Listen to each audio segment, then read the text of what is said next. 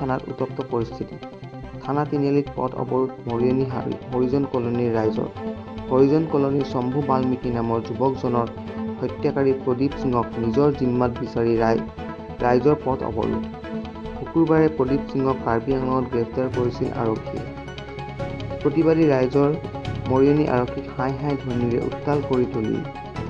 লগতে প্ৰদীপ সিঙক ফাঁচী দিয়াৰ দাবী উত্থাপন কৰিছে। আৰক্ষীৰ লাঠিচাৰ্জত আহত মহিলাসহ কেইবাগৰাকীও লোক। আৰক্ষীয়ে পৰিস্থিতি নিয়ন্ত্ৰণৰ বাবে লাঠিচাৰ্জ কৰাৰ লগতে সামৰিক বাহিনী মোতায়েন কৰে।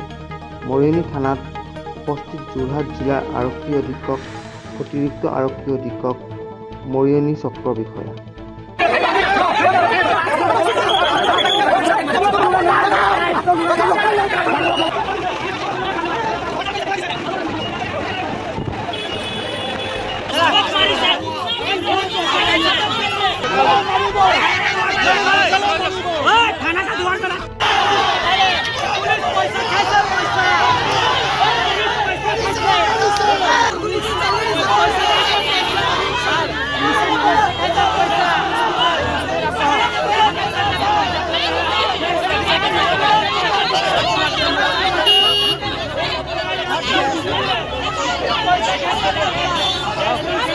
মাইকী মানুহজনীক মাৰিলে।